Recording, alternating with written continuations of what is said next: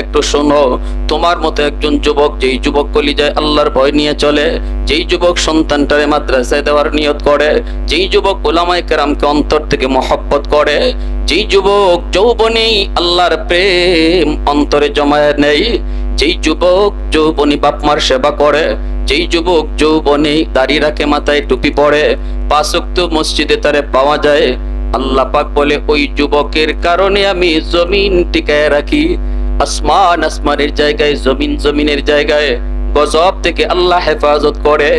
আসমান আসমানের জায়গায়, হাদিসে কুদসি আল্লাহ পাক বলে আলা কুল্লা ইয়াউমিন ওয়াল আরদু ইস্তাজিলু রাব্বাহু ওয়াল মালাইকাতু ইস্তাজিলু রাব্বাহু। আল্লাহ পাক বলে জানুনি, প্রতিদিন জমিন আমি আল্লাহর কাছে আবদার করে, আল্লাহ ও মালিক, আমি জমিন আর কত নাফরমানি জমিনে দেখব, আমি জমিনের উপরে কত গুনাহ হইতেছে, কত অন্যায় হয়, কত অত্যাচার হয়, কত জুলুম হয়। দেখো না নাফরমান কেমনে গুনাহ করে, দেখো না বেনামাজি আমি জমিনের উপর দিয়ে কেমনে হাঁটি, আল্লাহ দেখো না এই সুদকুর ঘুষকুর আমি জমিনের উপর দিয়ে কেমনে অহংকার করে। ও মালিক, ফজরের নামাজটা না পইরা নাফরমান কেমন করে আমি জমিনের উপর দিয়ে হাঁটি।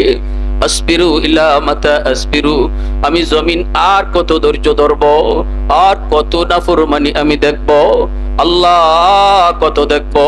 আবতালু ইবনা আদম ফি কারি, অনুমতি দিবানি ওই নাফরমানকে গিলে ফেলবো, অনুমতি দিবানি সুদকুরকে আমি জমিন গিলে ফেলবো, আর হাঁটার সুযোগ দিব না, আর তার চলতে দিব না, আর আমি তার পায়ের আওয়াজ আমি শুনতে চাই না, শুনতে চাই না। আল্লাহ পাক কয় জানুনি, শুধু জমিন নয়, সাগর মহাসাগর গুলিও এইভাবে আবদার করে। কক্সবাজার সমুদ্র সৈকতের পারে যায়া কত যুবক যৌবনে গুনাহ করে, কত যুবক যুবতী নিয়ে অন্যায় করে, সাগরের পানিটা চেয়ে চেয়ে দেখে। বলুন তো সাগর কার কথা শুনে? একটু আওয়াজ দিয়া কও না কার কথা? এ যুবক, সাগরের পানি কার কথা শুনে? মুহূর্তের ভিতরে আল্লাহর আদেশ পেলে জমিন ডুবাইয়া দিতে পারে, মুহূর্তের ভিতরে 10 তলা বিল্ডিং পানির নিচে নিতে পারে। এতটুকু শৃঙ্খল সাগর, এতটুকু শৃঙ্খল পানি, ওই পানির সামনে নাফরমান যখন নাফরমানি করে, পানিটা আল্লাহর কাছে আবদার করে আর কই মালিক, আর কত আমি গুনাহ দেখব, আর কত আমি নাফরমানি দেখব, আল্লাহ আর তো সহ্য হয় না, আর তো আমি সইতে পারি না, আল্লাহ তুমি অনুমতি দিবানি ওই নাপাক জমিনটা আমি পাক বানায়া দেই, নাফরমান গুলিকে আমি ডুবাইয়া দেই, ওদেরকে আমি ডুবাইয়া পানির নিচে নিয়ে আসি। আল্লাহ পাক কয় জানুনি, এইভাবে ওরা প্রতিদিন আমার কাছে আবদার করে। আল্লাহ পাক রব্বুল আলামিন তখন জমিনটা একটা ধমক দেয়, আল্লাহ সাগর মহাসাগরের একটা ধমক দেয়।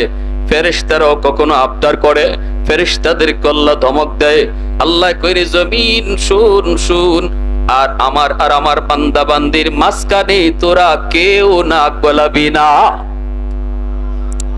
এর জমিন ভালো করে শুন, আমি আল্লাহ দেখতেছি জমিনে কত গুনাহ হয়, কত অন্যায় হয়, কত অত্যাচার হয়, কত জুলুম হয়, কত নাফরমানি হয়। এরপর আমি নগদ ধরি না কেন জানুনি? কারণ এই মানুষকে আমি বড় আদর করে বানাইছি।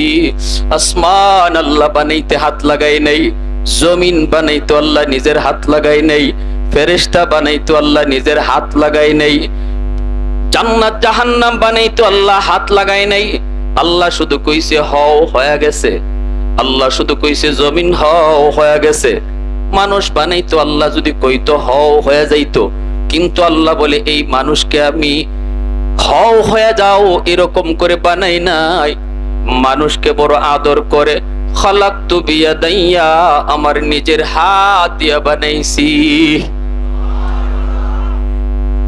এত আদর করে আমি মানুষ বানাইছি, এত আদর, এত আদর, এত আদর।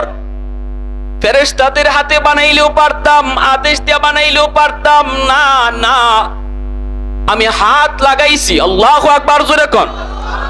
আমি আল্লাহ আমার কুদরতি হাত লাগাইছি। এ যুবক, তোরে বানাইতে আমার আল্লাহ নিজের হাত লাগাইছে। কারণ এই চেহারার মধ্যে এত দামি কপাল, এই কপাল আল্লাহ বানাইছি, আল্লাহ বলে আমার সেজদার জন্য কপাল বানাইছি। যেই কপাল আমি সেজদার জন্য বানাইছি, এই কপাল আদেশ দিয়ে বানাইলে হয় না, ফেরেশতাদের হাতে বানাইলে হয় না। যেই কপালটা শুধু আমার সেজদার জন্য, এই কপালটা আমি আমার নিজের কুদরতি হাত লাগায় বানাইছি। আল্লাহু আকবার, জোরে কোন।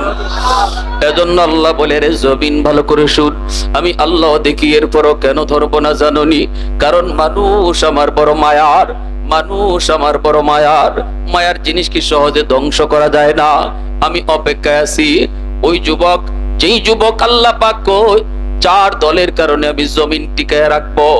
1 নাম্বার হলো লাউলা মাশাইখু রুক্কা ওয়াশ-শাবাবু খুশা ওয়াল আতফালু রুদ্দা ওয়াল আনআমু রুদ্দা লাজআলতুস সামাআ হাদিদা ওয়াল আরদা খাফসাফা ওয়াত তুরাবা রামাদা ওয়ামা আনজালতু মিনাস সামাই কাতরা ওয়ামা আনবাততু মিনাল আরদি নাবাতা বাল আনজালতু আলাইকুমুল আযাবা সাব্বা। আল্লাহ পাক বলে 1 নাম্বার হলো ওই জমিনের ভিতরে এমনও আমার কিছু বান্দা বান্দি আছে, চুল দাড়ি সাদা হয়ে গেল, কোমরে তার ব্যথা, হাঁটুতে ব্যথা, নামাজ পড়তে তার বড় কষ্ট হয়। আমার বান্দা নিজে নিজে বুড়া হয় নাই, আমি তারে বুড়া বানাইছি।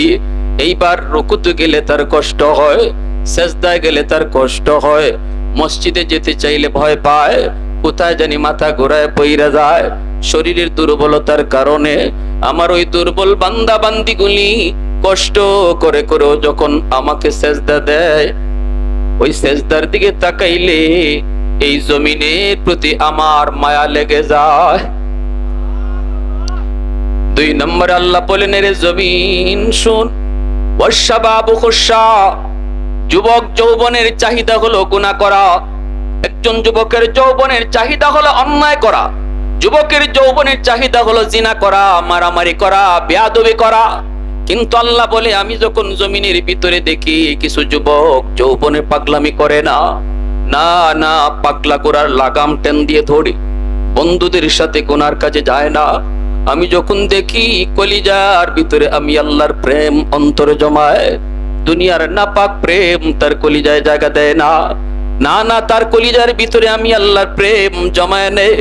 আমি যখন তারে দেখি 5 ওয়াক্ত নামাজ মসজিদে যায় পড়ে, যৌবনেও সে আমি আল্লাহরে ভয় করে। যেই যুবক যৌবনে পাগলামি করার কথা, কিন্তু আমি আল্লাহর প্রেম জমায় সে নামাজি হয়, দিনদার হয়, আমি আল্লাহ তার কলিজার দিকে তাকাইলেও জমিনের প্রতি মায়া লেগে যায়। আওয়াজ দিয়া কও না সুবহানাল্লাহ, আরো জোরে কও না সুবহানাল্লাহ।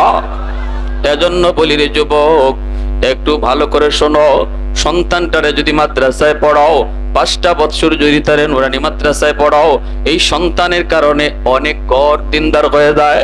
আমরা তো ওয়াজ কইরা যাই, ওয়াজ করার পরে ওয়াজ বাড়িতে আর কেউ নেয় না। কিন্তু যদি আমার ওয়াজ থেকে একজন যুবক নিয়ত করে আমার সন্তানটারে হাফেজ বানাবো, আলেম বানাবো, তাহলে এই সন্তানের উসিলায় পুরা ঘরটা দিনের উপরে চলে আসে। মা বেপরদায় চললে আর বেপরদায় চলে না, কারণ সন্তান হাফেজ হইতেছে। বাবা আগে নামাজ না পড়লে সন্তান হাফেজ হইতেছে আর নামাজ ছাড়ে না।